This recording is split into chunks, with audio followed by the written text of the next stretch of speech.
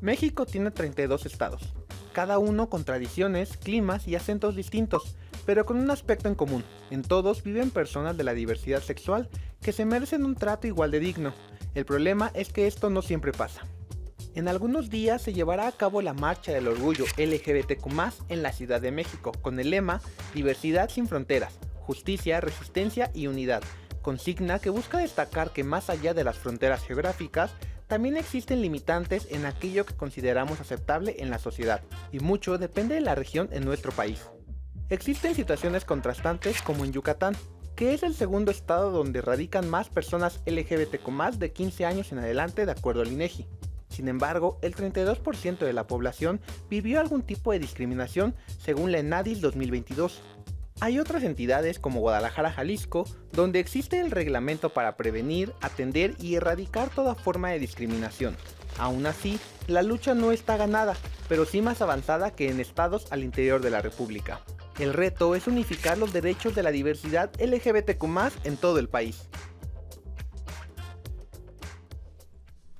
Bien nos lo presenta Samu en nuestro minuto inicial. La diversidad sexual y sus condiciones dependen muchas veces del lugar en donde se desarrolla una persona, de la comunidad que lo ve crecer, de, pues sí, justamente todas estas costumbres familiares, sociales. Entonces, si bien estamos hablando de tal vez un 2025 en el que tenemos la percepción de que muchos de los derechos de la comunidad de la diversidad sexual se han ganado, pues bueno, hoy 25 de junio, en el Día Internacional de la Diversidad Sexual, pues queremos dar ese, pues empezar a desmenuzar cómo es que todavía hay distintos matices, Anthony, Raúl, y Ren, en la situación que viven particularmente las juventudes y las juventudes mexicanas. ¿Cómo estás, Ren? Bienvenida.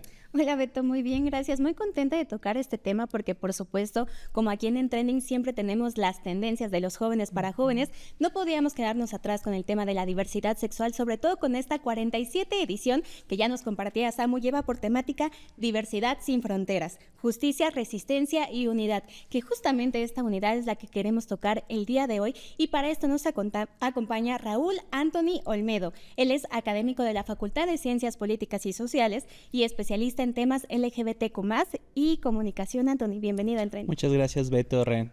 Agradecido por estar aquí con ustedes. Pues bueno, ya mencionábamos este tema también de la colectividad, ¿no? O sea, queremos saber en qué momento se encuentra la comunidad con respecto a la colectividad y este panorama que tenemos actualmente. Pues me parece fundamental que hay que iniciar hablando de que esta comunidad tiene ciertas particularidades, ¿no? Y una de ellas es su diversidad, porque todos los grupos que están ahí conformados pues tienen ciertas variantes y diferencias sustanciales. Entonces, como en algunos otros casos hemos dicho, al hablar de comunidad LGBT vamos a entender tres grandes palabras: diversidad, ¿no? Diferencia y disidencia, ¿no? Esas tres D de la comunidad creo que nos muestran esa singularidad que tenemos como comunidad, y a mí me parece importante destacar que en términos generales la comunidad LGBT mexicana y en general a nivel mundial está en un proceso constante de expansión. Cada vez conocemos más formas de nombrar a estas comunidades. Por ejemplo, no está a veces, vamos a decirlo así, irónica frase o tendencia a decir de que, pues bueno, casi parece el abecedario, ¿no? Pero que ahí tenemos a grandes comunidades que se van construyendo y reconociendo, que es algo que a veces no tenemos en consideración, y que eso es parte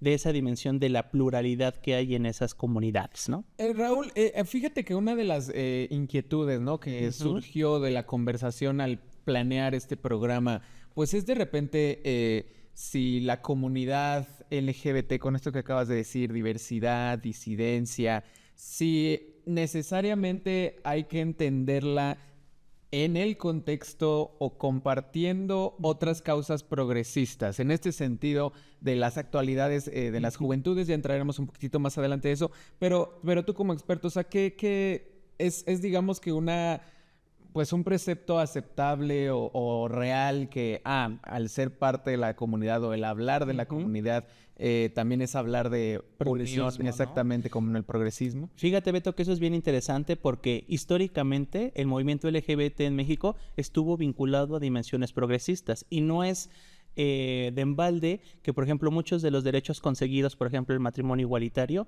empezara con el apoyo o se articulara o fomentara con el apoyo de los grupos de izquierda en términos de política en nuestro país, ¿no? Entonces, históricamente sí ha sido así, y me parece que en los tiempos actuales sigue estando de esa manera, porque de una u otra forma los grupos de la comunidad LGBT pues siguen estando en una condición desfavorable, ¿no? Entonces, la dimensión, si ustedes quieren agregarle la dimensión, por ejemplo, laboral, hay comunidades dentro de lo LGBT que sufren la exclusión y sobre todo la precariedad, como por ejemplo la población trans. Entonces, esas dimensiones y esas causas históricas que nos acercan a la izquierda o al pensamiento progresista ha sido un pie fundamental para darle visibilidad a la condición que tenemos como comunidad, pero también a otras luchas que no nos son ajenas, ¿no?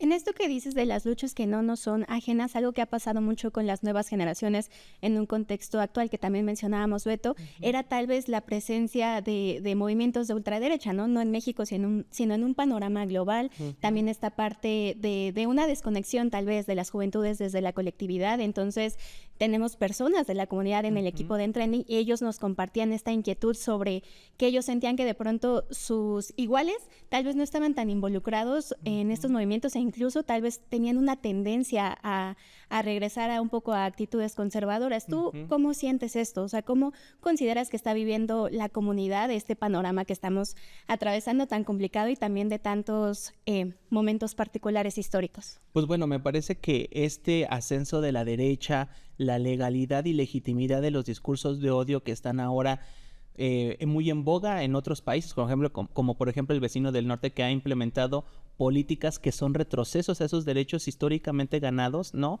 En una sociedad que uno diría, bueno, ahí empezó lo de Stonewall, por ejemplo, ¿no? Y cómo puede ser posible que haya esta dimensión. Me parece muy importante. Y algo que mencionaba Ren, y me parece muy importante, es que parecía ser que las nuevas juventudes están despolitizándose de estas luchas, ¿no? O sea, pareciera ser luego en algunos discursos que aparecen en internet de, es que esas marchas no me representan. Pues tal vez no te representen la forma, pero sí estás gozando los derechos que a los pioneros como Jacobo Hernández, ¿no? Javier Lizárraga, que fueron pioneros del movimiento LGBT mexicano, ¿no? Que les costó, o sea, ellos no era así como de voy a salir, o sea, salgo en esa parte de visibilidad, y esa lucha que hemos ganado e hemos avanzando, pareciera ser que hoy se pierde en estas dinámicas mucho como de la distancia, ¿no? Esa distancia que las juventudes están entrando, y que muchos de los problemas que tenemos ahora en el colectivo LGBT es mucho esta parte de quiénes van a ser los herederos del movimiento si los mismos jóvenes no están interesados en reconocer esa historia. Y es ahí por la que acciones como esta de hablar de estos temas, de las actividades que hace la UNAM, particularmente en este mes, y otras instituciones, pues tienen la finalidad de reconocer que lo que tenemos hoy no ha sido ni otorgado de manera gratuita, y que ha sido a punta de esfuerzos, consignas, sangre, lágrimas y pues también de alegría, ¿no? Y con esto que mencionabas, Anthony, por ejemplo, que las juventudes están tal vez despolitizándose, ¿no? Es algo que hemos hablado, Ren, muchísimo en Entrending. Tuvimos nuestro Entrending electoral el año pasado, y de todos modos, pues es como mantener esta conversación viva, sobre todo alrededor de las juventudes. ¿Qué representa particularmente para la comunidad? Porque vaya, está en la palabra, ¿no? O sea, es comunidad, es hacer colectividad, es hacer grupos, intercambiar perspectivas. Y entonces, ¿qué representa para un grupo que históricamente se ha avanzado en sus luchas y derechos, agarrándose de la mano, haciendo estas manifestaciones en conjunto? Claro. ¿Qué representaría esta como tal vez individualización de repente de las nuevas juventudes que inclusive se identifican como miembros LGBT, pero que lo acabas de decir, es que no me representa, es que no soy de la comunidad? O sea, ¿qué retos presenta eso? Yo creo que esta parte de la individualización en el caso del movimiento LGBT y en las juventudes también responde en cierta medida a un contexto mucho más hostil, más difícil, en el que pareciera ser que ya no estamos uno con el otro, sino es uno sobre el otro. Esta idea de la competencia, del salir primero yo y después, ese es el yo-yo, ¿no? Primero yo, después yo y al último yo. Va muy de la mano con un contexto que también ha incentivado esa competencia salvaje, y que algunos jóvenes, porque no todos están en esa dinámica afortunadamente, pues apuestan también en esta parte de yo lucho contigo a tu lado, pues porque conocemos la posición en la que estamos, ¿no? Entonces, el logro que tiene la comunidad trans, pues también es un logro de las otras comunidades porque es el avance en busca de una sociedad más equitativa y donde esas comunidades o estas orientaciones sexuales, identidades de género, no sea objeto de violencia, de discriminación o incluso de que te puedan arrebatar la vida, ¿no? Sí, es una conversación súper interesante. Raúl, Ren, vamos a hacer una muy breve pausa. Vamos a continuar hablando del tema en la segunda parte de esta emisión de Trending. Antes de ir a la pausa, sin embargo, queremos hacerles la invitación porque el equipo de las Pumas femenil aquí del Club Universidad Nacional está buscando un nuevo diseño de botarga, el definitivo para el equipo, insisto, de fútbol femenil.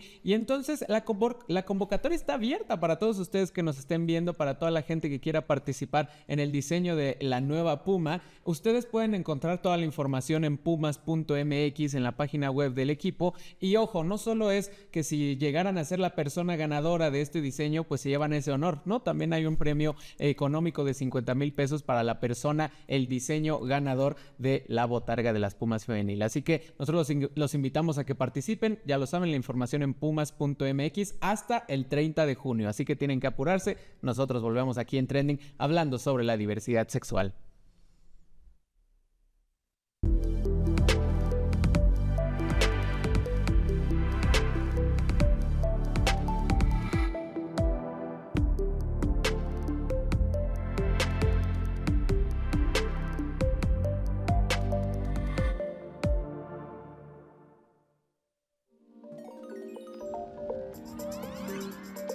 La UNAM no solo es la universidad más grande de Latinoamérica, sino también una de las más activas en temas de inclusión.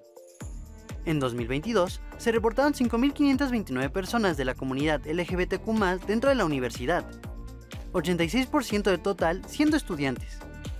Es por eso que la inclusión se debe demostrar con acciones. En mayo de 2021, Sofía Rosas Pastrana, estudiante transgénero, logró algo muy importante para ella y para la comunidad LGBTQ+.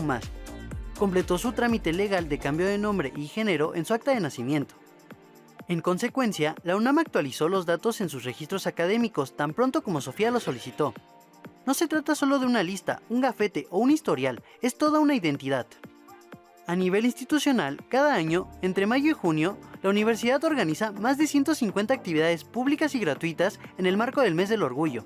Hay de todo: charlas, talleres, conciertos, pasarelas, proyecciones y hasta concursos como Unif Drag. Incluso, la biblioteca central se ilumina con los colores del arco iris. Adicionalmente, desde 2020, la Coordinación para la Igualdad de Género impulsa el programa de diversidades y disidencias sexogenéricas, con el cual se levantó una consulta entre estudiantes para conocer las experiencias de discriminación y desigualdad en los planteles.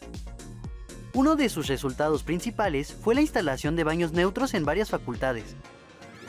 Con campañas de inclusión que adornan desde pumabuses hasta perfiles de redes sociales, la máxima casa de estudios no se queda en el discurso y nos recuerda que cuando una universidad escucha, acompaña y reconoce, se convierte en un verdadero espacio de libertad, porque todas las personas tienen derecho a vivir su identidad, sin explicaciones, sin filtros y sin miedo.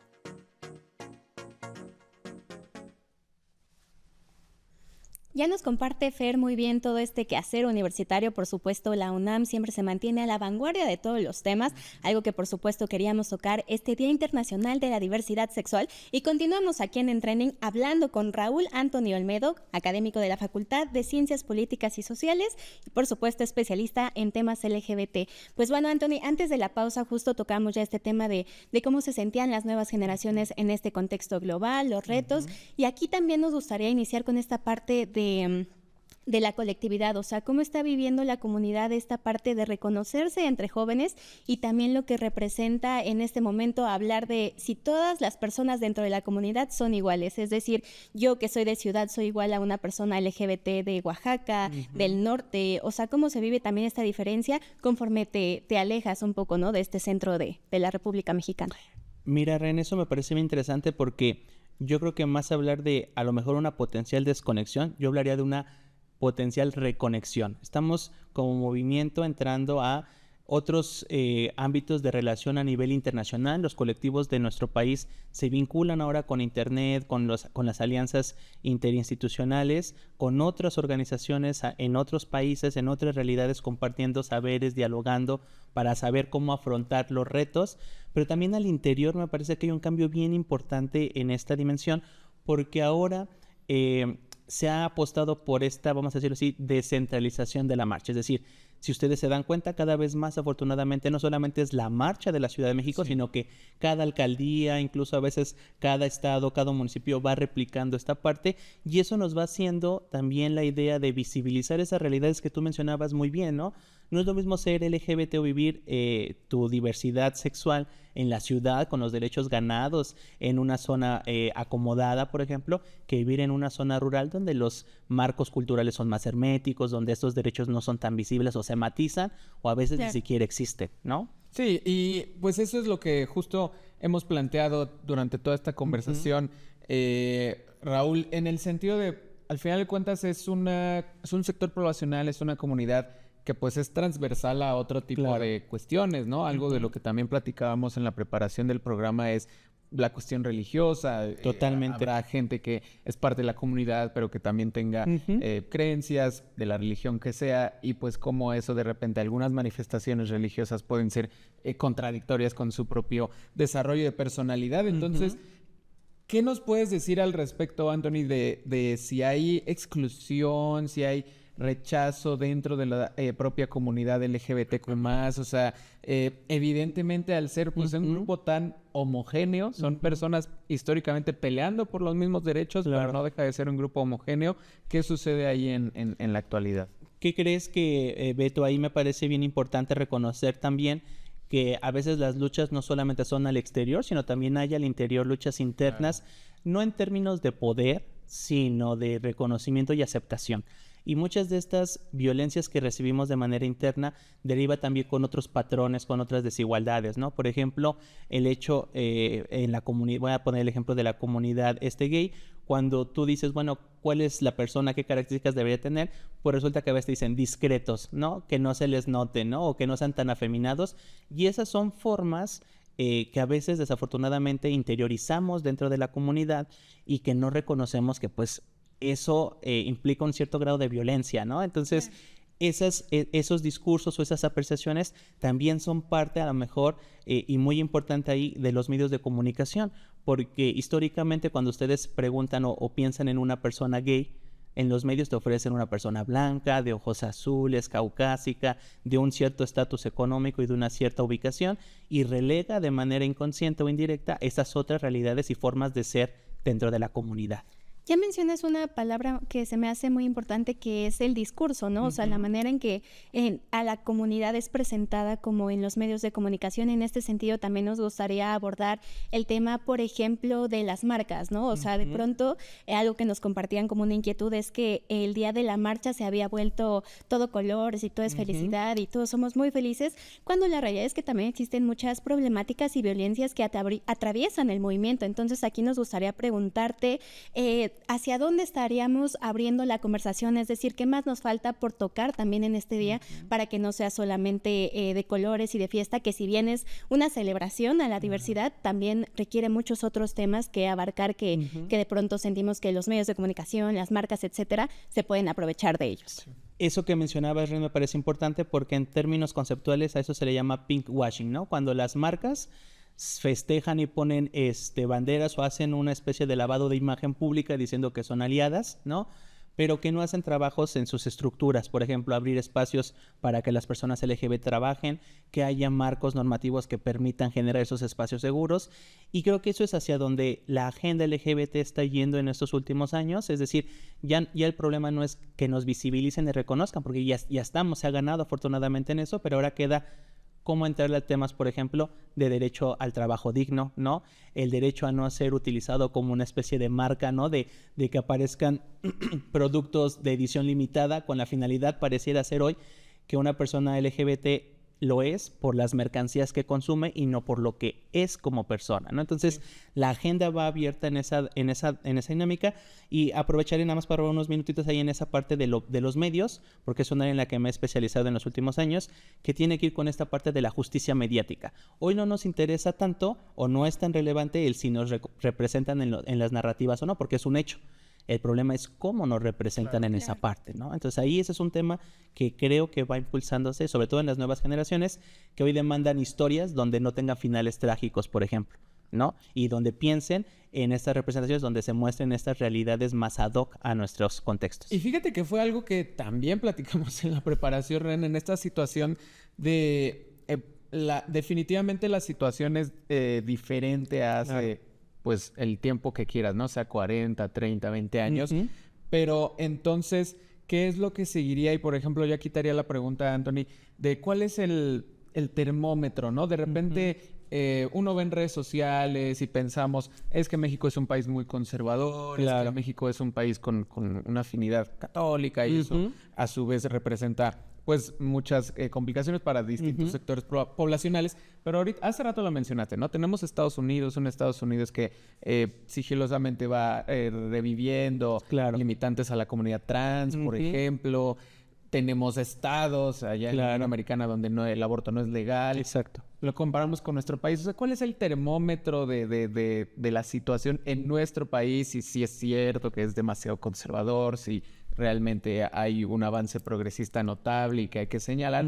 Porque pues sí, definitivamente de ahí luego parten muchas de las conversaciones que terminan siendo como muy divisivas, ¿no? Entonces, ¿qué nos dirías? Qué interesante eso, Beto, porque yo a mis estudiantes siempre les digo que a veces podríamos estar mejor, pero no estamos peor, ¿no? Porque si nos ponemos a ver, bueno, uno diría, bueno, a México tenemos tal y cual razón, pero pues no estamos, por ejemplo, como en otras regiones como el Medio Oriente, donde esto pues implica la muerte, ¿no? Y una muerte legal, o sea, que hay una posibilidad de que te ejecuten por esa dimensión.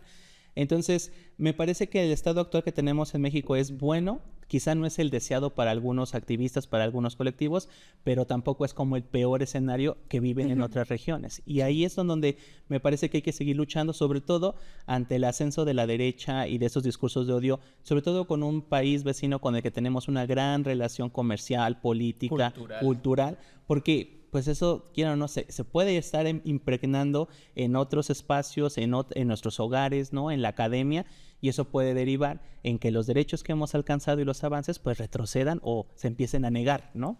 Anthony, estamos llegando ya al final de nuestra entrevista. Ha sido un panorama muy interesante también hablar sobre todos estos puntos que aún quedan por tocar con la comunidad y por supuesto con la población en general. Hay un panorama muy importante que avanzar en México, pero como última pregunta, más que eso tal vez una reflexión, ¿qué nos puedes decir a las juventudes en general sobre la necesidad que tenemos de estos espacios de conversación? Es decir, ¿cuál sería para ti la reflexión más importante, no solamente este Día Internacional de la Diversidad Sexual, sino también rumbo a esta marcha número 47 aquí en México? Pues Ren, Beto, me parece que lo podríamos sintetizar en que aquello que no se nombra no existe y lo que no existe no se atiende. Entonces, abrir esas discusiones, abrir esos espacios y esta visibilidad que podemos discernir en las formas, pero eso no demerita que entre eso, incluso en la fiesta, en la forma en que nos expresamos, sobre todo en este mes y próximamente en la marcha, pues son ejercicios también de protesta, ejercicios de visibilidad y ejercicios de derecho de que estamos aquí y no estamos dispuestos a retroceder un paso.